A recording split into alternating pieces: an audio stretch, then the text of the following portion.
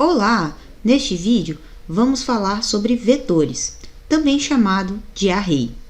Vetor é um conjunto de dados de um mesmo tipo, muito utilizado quando precisamos trabalhar com mais de um elemento do mesmo tipo. Exemplo: se fosse necessário criar um programa para armazenar 5 notas de um aluno, para ao longo do programa trabalhar essas notas. Nesse tipo de situação, o vetor pode ser muito útil e vou fazer esse exemplo das 5 notas com o que já estudamos até agora. Então, já deixei pronto aqui a nossa estrutura inicial. Agora eu acrescentei mais essas 2 linhas de código, onde aqui nós estamos configurando para que a linguagem C reconheça os caracteres da língua portuguesa. Então, ele vai aceitar acentuação. E agora vamos iniciar o nosso exemplo. Se temos 5 notas, precisamos de 5 variáveis. Agora vamos solicitar essas notas e realizar a leitura.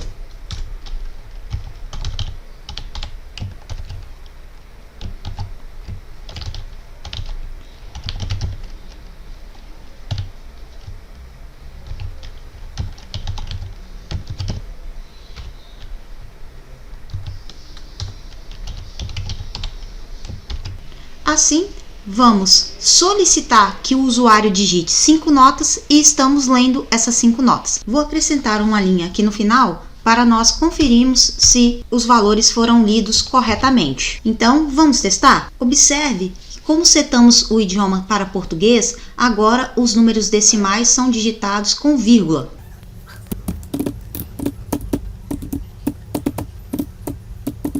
Conferindo os valores, podemos observar que está tudo correto. Agora, vamos fazer esse mesmo exemplo utilizando o vetor. Na declaração do vetor, definimos o tipo, neste caso float, o nome da nossa variável vetor, se eu vou dar o nome de notas, e o tamanho do vetor, que neste caso será um vetor com 5 posições, pois irá armazenar 5 notas. Essa declaração será entendida dessa forma, como se tivesse 5 espaços sequenciais reservados na nossa memória RAM.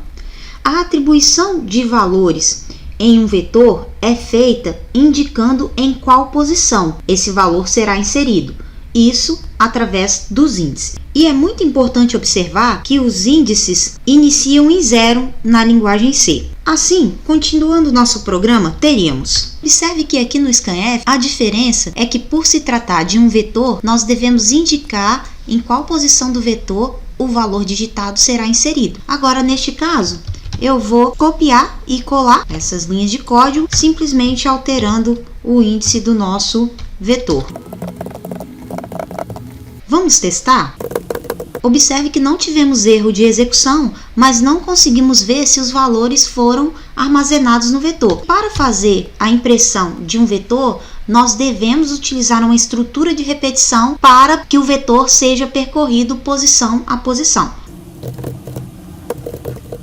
Como já sabemos a quantidade de repetições, eu estou utilizando a estrutura for. E aqui dentro eu vou colocar um printf.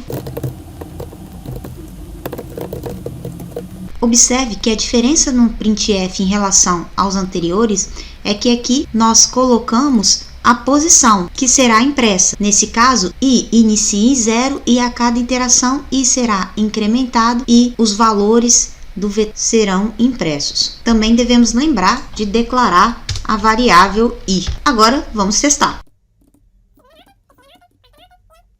Todas foram impressas corretamente. Se formos comparar com o código anterior, continuamos tendo um código muito grande. Então, nós vamos fazer uma outra modificação, onde eu vou colocar esse printf scanf dentro de uma estrutura de repetição. Então, eu vou apagar essas linhas de código e aqui eu vou estruturar a nossa repetição para que esse código fique mais otimizado.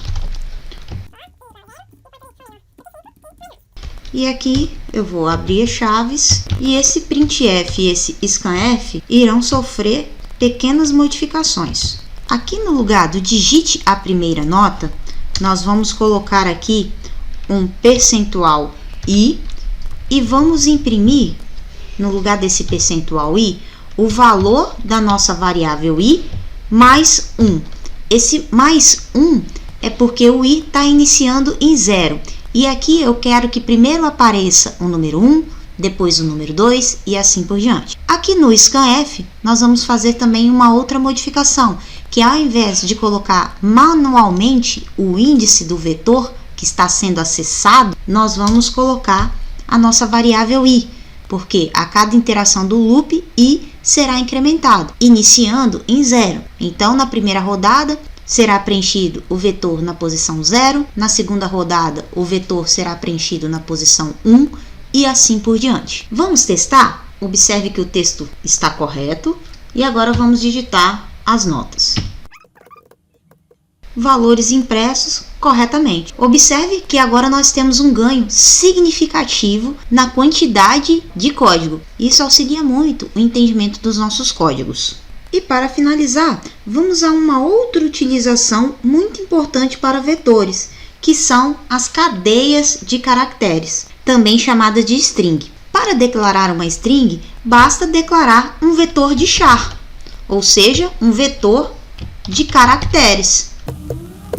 Dessa forma, teremos um vetor de 100 posições, onde em cada posição nós podemos armazenar um caractere. Vou utilizar esse vetor frase para solicitar a um usuário o seu nome e em seguida vou mostrar uma mensagem personalizada.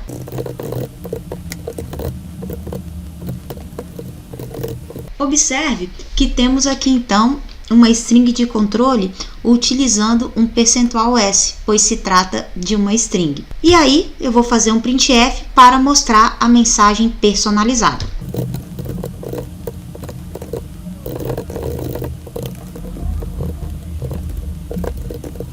Ou seja, aqui onde está o percentual %s, será impresso o nome que foi digitado. Vamos testar? Qual o seu nome? Camila. E em seguida foi impressa a frase: Olá, Camila, bem-vinda ao nosso programa. E assim finalizamos essa introdução à estrutura vetor, estrutura muito utilizada na programação. Até o próximo vídeo!